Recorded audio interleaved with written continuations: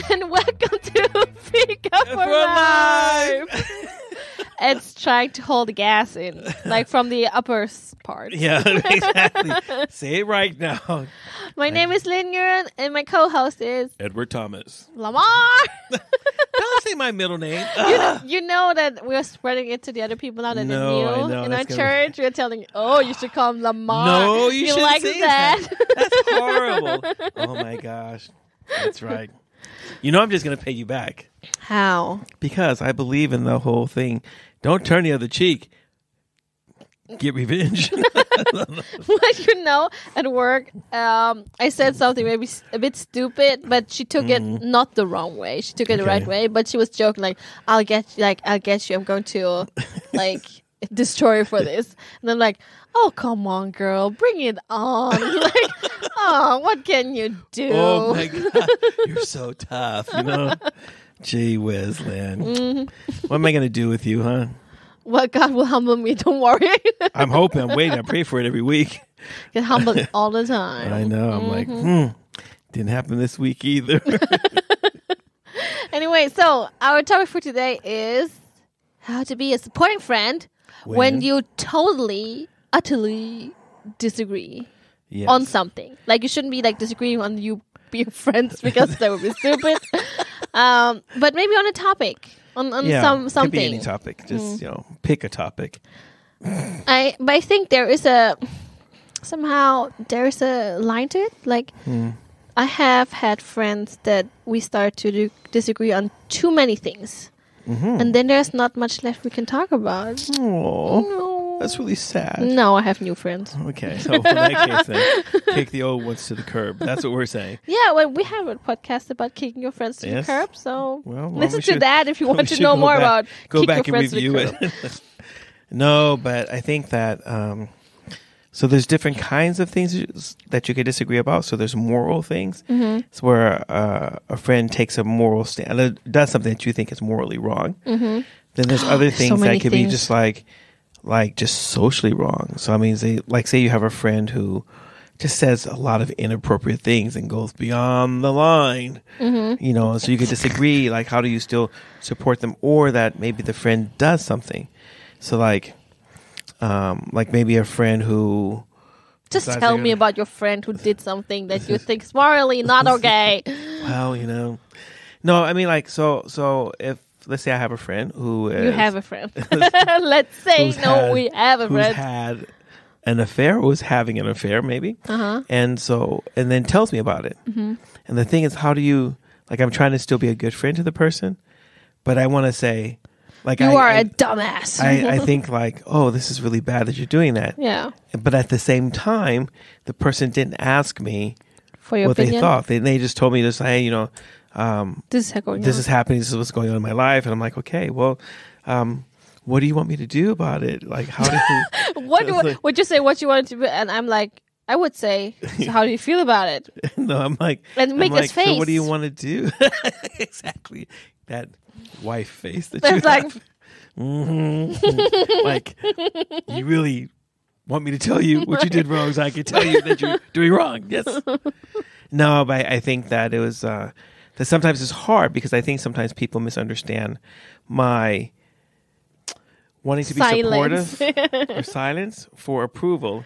Yeah, and I but don't approve. You told us that, didn't you? Like in the last episode. Yeah, I said that before. I'm like, dude, you have to start speaking up. I told you. No, but yes. No. Okay. So my friend who's getting divorced, I felt like, okay, now I have to say something because now we're getting divorced because his wife had thought that I approved of everything, and I was like, no, I don't really approve of this. But you were silent. Yeah, but I was silent because I was trying to be a supportive friend. I was trying. Are you sure you want to make this podcast? He called me to be supportive, not to be approving, but to just he wanted some more support while he was going through this transition, and so I felt like okay, and I felt like it's really. Why are you rubbing your head for? No, I'm very happy because I think it's really difficult. I will give you. I will also give an example because I was you're feeling sympathy with me. Yeah, that's a sympathy rub in your hand. Yeah, it's not. But that's it's not like oh, you're so dumb. Yeah, exactly. I was gonna say, that's the same rub you give when you think like, oh my gosh, how stupid is this man? No, I was like, oh yeah, I get that. It's yeah. Well, tell your story. I'll tell mine. So anyway, so then I decided I needed to call and try to, sort of save myself and said, well, I was like this and we actually had a really good talk. He's like, no. He goes, one thing I appreciated is that everyone else is giving me advice and tell me what to do and how I should think. And you didn't do that. And it made it easy for me to talk to you and to sort of just talk about stuff without having to worry about if I was going to be judged or whatever by that. And so I was like, and I thought, okay, well, maybe this is actually being a supportive friend. Not being supportive of what they do, but you can still support the person. By listening. Like you can still just be there to listen and talk. And then if they ask you, well, what do you think? Then I think because they knew what don't you think they knew what you thought? I'm pretty sure most people do already. That's a crazy thing. People call me and they just want to talk to me, but I'm like, but you know what I think. Why would you call me? Like maybe, I don't agree. Maybe they know you don't agree, but because you're silent, they think, but at least Ed didn't say anything. So I guess it's okay, So now I feel bad again. Thank you for the guilt. Yes. I'm a supportive friend. I support your change. You support not stupid. That's what you're going to say. Ouch. Now Ed just hit his head on the wall behind him, and on the episode before, I hit my head because I was laughing. So those walls are basically God's hands. Exactly. Slapping us in the back of the head. Just stupid. Thank you, Father. No, I think that I think that sometimes there's all those different things. So like if I have, where I have my community plot, one of the guys who shares his community plot is right next to mine. Mm-hmm. But he really hates Israel and he hates Jewish people. And so it's really hard because he says stuff and I'm just like, should I say something? Should I not say something? So you mean he's anti-Semitic? Yeah, like really. Wow. Like not just a little bit, but pretty much. But a lot. I mean, if you're just like in your garden and he comes over and says a bunch of bad things, I can imagine it's not the silence type. He said of anti-Semitic. It's those evangelicals that are ruining the world. I was like, I was thinking to myself, like, but did he know? I'm an evangelical. Yeah. Does he not know, or is he saying that because he knows? What if he's going to kill me? I have all these thoughts in my head. Like he has big shovel right there. I know. I'm like, he could. I want to dig the hole here. He could just really kick nervous me in. here. Like what do I do? And or especially like being conservative and working in a liberal church. Mm-hmm. So a lot of my friends just assume that just because I'm happy and I try to be respectful and being kind to people, that I agree with them. And they're just like, oh, but everyone thinks like this. And I just want to go, no, not really. Only stupid people think like that. But I won't say that because I don't want to be. Yeah, exactly. So I'm like quiet. And then, I mean, people think that I think all kinds of stuff that I don't think, but. Maybe you should stand up for your but they're not thoughts sometimes. But the thing is, I have no problem. If you ask me, wait, Ed, what do you think? Do you agree with me? But people don't want to make this question. I know, but that's why I think people don't ask me because they don't want to hear the truth. But they want to say that I agree with them, so they don't give me an opportunity to disagree. Apparently, it's not true what you're saying because people still call you, although they know what you think, and they still call you and tell stuff. I think they know what I think, but maybe they don't. Maybe you should stop thinking altogether. Okay. Just stop thinking. Full stop. Okay. Another thing that happened to me, there was many years ago, maybe 5-6 years ago or something. So I have a friend, she's a non-Christian, and she was going through a separation/divorce from her husband. They had a child together, and they were going through the separation, and she found out she was pregnant, and she did an abortion. I do not support abortions, especially not in this case, because now if you know you we're were gonna get a if lot you of mail, but all right. if you were to separate from this guy, like it's not like it happens from one day to another. You should have taken the appropriate measurements to not get pregnant, but she didn't, and then she had an abortion. And I mean, when she so they were getting separated, and they still decided to have sex. well, it must have been like she must have gotten she got probably pregnant before they decided. Okay. But I mean, it has to be like rumbling before you decide to separate and get divorced. Maybe that's why they got separated. Anyway. Okay. Anyway, Not because of your child. I don't think so. Yeah. Anyway, so she called. I think was it that she called me and she told me. I don't remember because it was so long ago. Or we had an appointment. We were supposed to meet up, and then she said, I'm not feeling really well. Like I'm going through an abortion. Blah blah. And I'm like, oh, that's really horrible. It's really bad. Like. So sorry. So I cooked a nice meal for her. I brought it over and just sat with her. But I just felt like this is so horrible because I saw her suffering, but I also felt like what you're doing is wrong. But I mean, in that moment, I'm not like, what you're doing is really wrong. Because I felt like it's already done. It's not like it's you not, can't take it back. No, you can't undo the abortion that she's going through right now. And it doesn't help me to shame her for it now because she can't do anything about it now. No, exactly. And I can also, and I mean, another argument would be like, where have you been when I had so much troubles with my boyfriend or whatever? Right. Because we haven't been that close friends. So I feel like you can't say these kind of things to some random person, or not random, but to a friend that you haven't been through all the whole process. You can't do that. Wow. So, I mean, then I just try to be a supportive friend in being there and just listening to her. And obviously, I hope I didn't like say, oh, it's the right decision, because I felt like it's not. But I remember that she was really sad. She was in pain, and it wasn't nice. It wasn't. She didn't felt like, oh, this is so fun. Like this is good. She didn't. It wasn't like that. I mean, now she has a new husband. She has 2 kids. So apparently she recovered from that. And, wow. No, but I think it's. I mean, if you're going to be a good friend and you're trying to be supportive, sometimes it is hard when you get to those things that it's really hard if you don't agree with. Yeah, I mean, and sometimes people can just say really stupid things, and you have to be able to separate. Is this just a one-off, so they just said this stupid thing now? Or this is just how they are, I have another thing that's really difficult, because, like, one of my friends that we have, like, we used to be quite close friends, but then she left the church, and I continued to dig deeper in the church. And so we just separate on this front a lot. And then she became really left-wing, and I am really right-wing. So politically, we were also on a really different spectrum.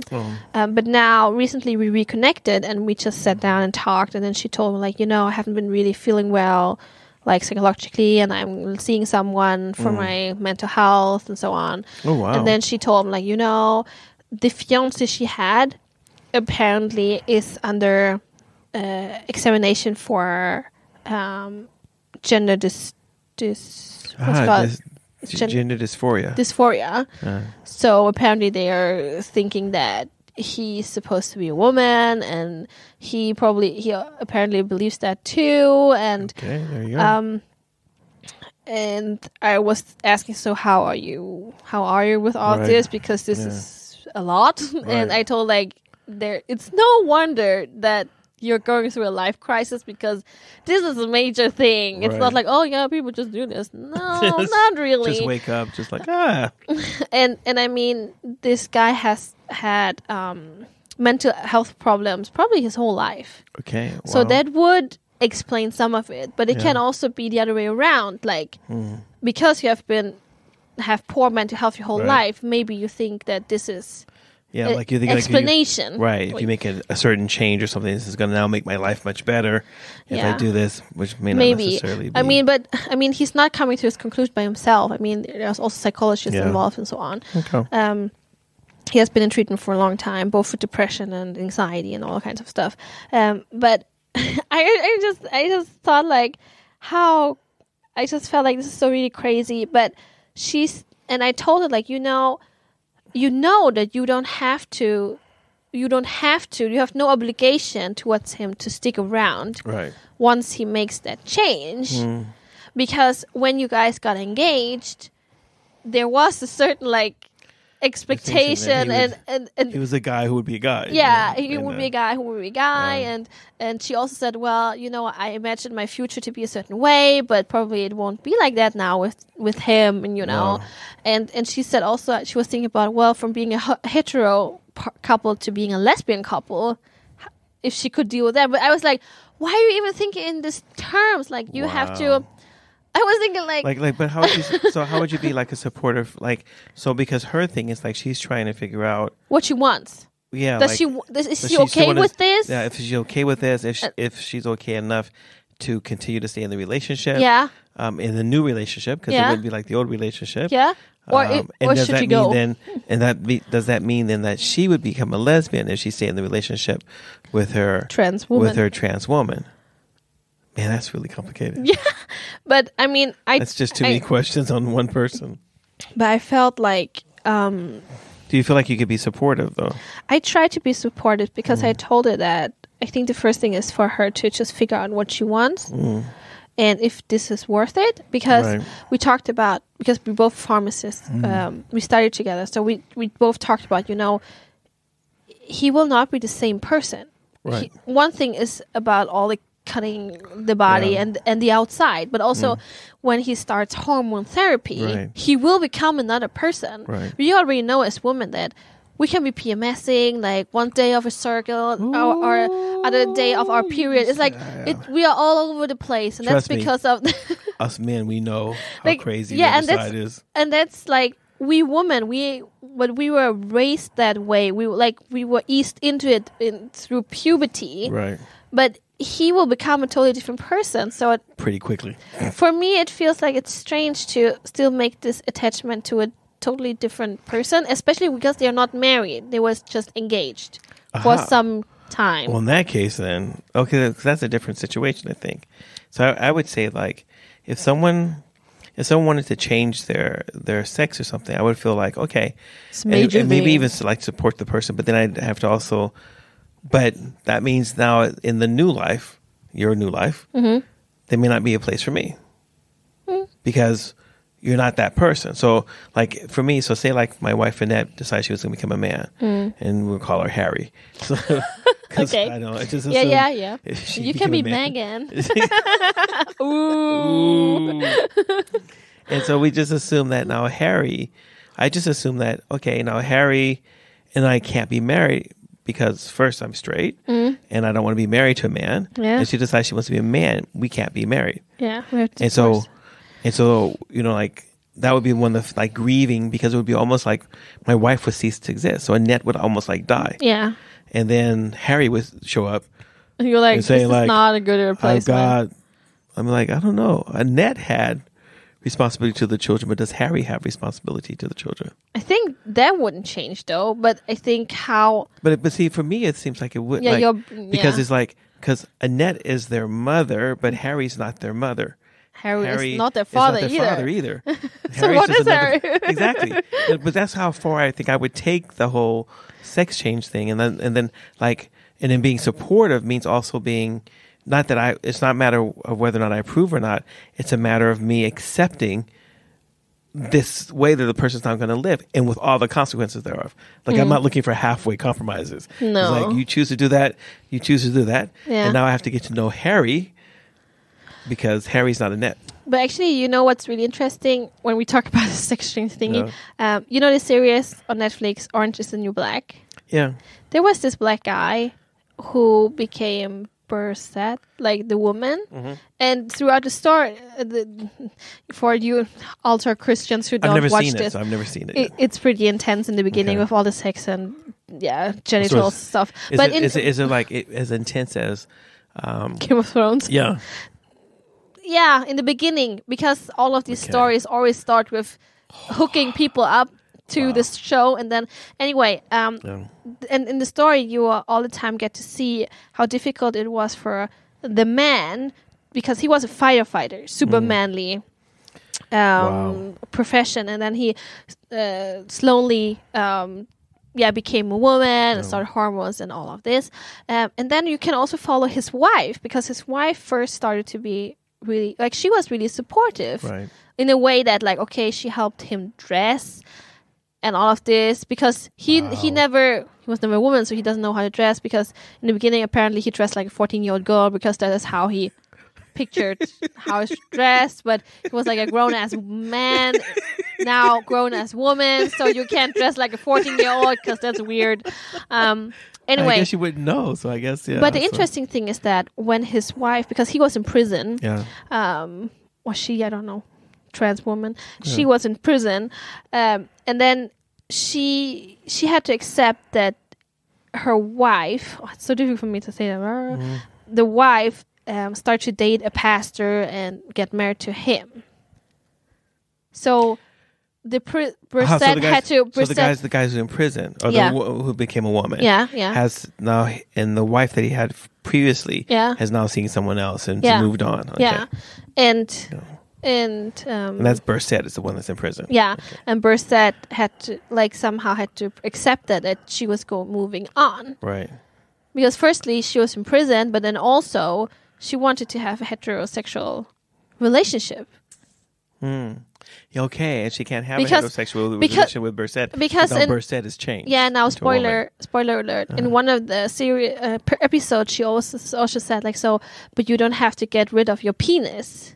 And then Brissette was like, but I want to get rid of it because this is not me. Right. And that's, I think, where she realized, like, because she wants to have sexual relations as wife and husband. Right. And that's not happening if he gets rid of his penis. Nope. Not in the same way. Not in the same way. So I think in my friend's case, I think we're still pretty young, so I think it's difficult. But she was also saying, it's not for me, really not about sexual relationships and blah, blah. And I was still thinking, like, but I mean, even if you're like, if that is not a part of this as well, then you're just friends. Yeah. Yeah, so in that case, I would think, like, you would be supportive and just be friends with a person. Like, because the relationship that you could have had, you can't have that relationship. Like, but I think then that's not being supportive, because you're trying to hang on to something that no longer is, Yeah. So it's, and I think that being supportive, especially when you're not in agreement, means not being in agreement. It means not being okay with it, but still being able to be there for the person, to listen, and to be able maybe to have some really difficult but really open conversations, about stuff. Yeah, but I really felt that when we sat down and talked about that. The two of you, but I mean, for her to have that conversation even with her ex, to be not ex yet. Okay, well, not ex yet. Because they hadn't decided, and she said they were looking for another apartment for maybe to live separately and see where they're at, But I don't know if that's happening because, as far as I know her, she's a bit too clingy. No. Like, okay. I was just throwing words out there. Comfortable. Okay. Because she has been with him for many years. I think at least 5-6 years or something. Oh, I guess. And I don't know. I know it would be fun for her to go out again on the single market and all that. Yeah, I mean, you can always just say, you can just accept something, even if it's not really okay. But at some point, if you're just accepting something, at some point you'll get tired of it. If it's not now, later on. One day you will get tired of it, and you'll want to get out of it. But the more you make it interwoven and stuff like that, you just complicate the eventuality that's going to happen. So, and when I try to be a supportive friend, I think my problem is that sometimes I can't. It's hard for me to just bite my tongue. I've noticed that about you. Like, I need to tell you how I feel, even though you don't want to know. You don't want to hear it. Didn't even ask for it. It's just coming anyway. It's like, okay.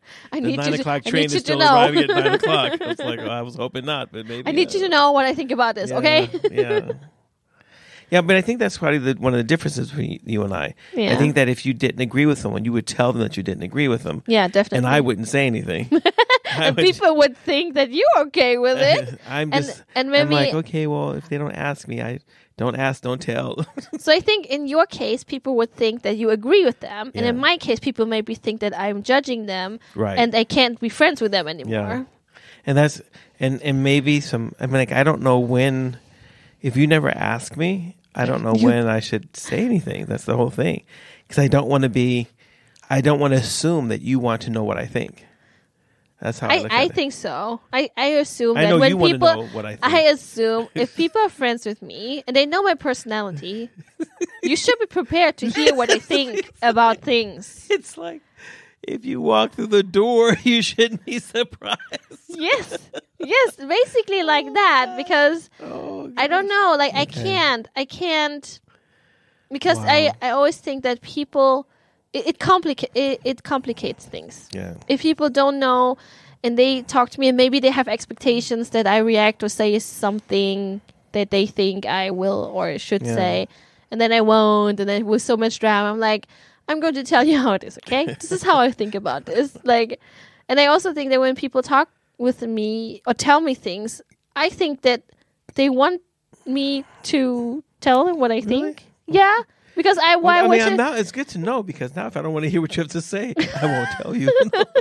Yeah, basically. No, but it's fun to talk to you, even if I don't want to hear what you have to say. I think that's a You're fun to talk. You're fun to acceptable. talk to. I think that's an acceptable side effect of this. Is that- You tell me whatever you want, I'll listen, and the side effect is you maybe will know what I think about it, and you maybe don't want to hear it, but that's the deal. Oh, cute. Oh, yeah, Lynn, I think funny. so. I mean, I don't know. Yeah. I don't know if people would say that I'm a good friend. Usually people say, oh, I'm a good colleague. I'm a good person. Really? Yeah, I don't know. I don't know if anyone's ever called me a good person. I think people think that I'm like friendly. You're not a good person, though. I am a good person. Evil woman. You see? Because you tell people they are evil women. No, I just tell you. They don't like you. I only tell you. You also tell Anna she's a witch. Okay, well, that's true. There you go. Sorry. I do say strange things. Okay. So you're not a nice person. All right. Shut up. I'm going to tell my mommy on you. So your friends, your colleagues never tell you were nice or something?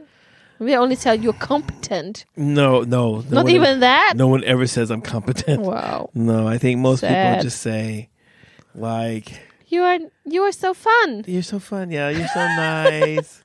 You're a clown. They're like, you always seem so happy all the time. I'm like, what? You don't know the pain inside of me. I know. I'm like, huh.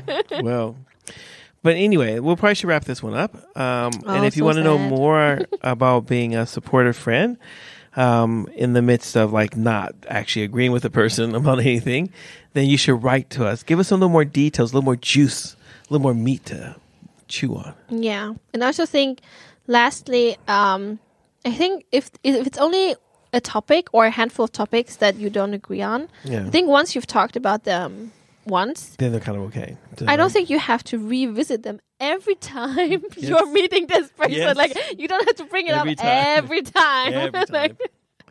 No, I think that once you've talked through something, then it should be okay. Yeah, then you know that you disagree on that. Yeah. That's okay, and like, But that's really funny. Just don't. Try to keep staying friends. Keep it civil. Keep it simple, stupid. Keep it civil. I said civil. Oh, then you said simple. No, I was like, simple. That's right. Life is not simple. Keep it simple, stupid. Yes. Right. Thank you guys for listening. Thanks for listening. Bye-bye. Bye-bye.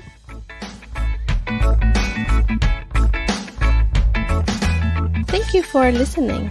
If you have any comments or ideas, please send us a message to fikaforlife@mail.com.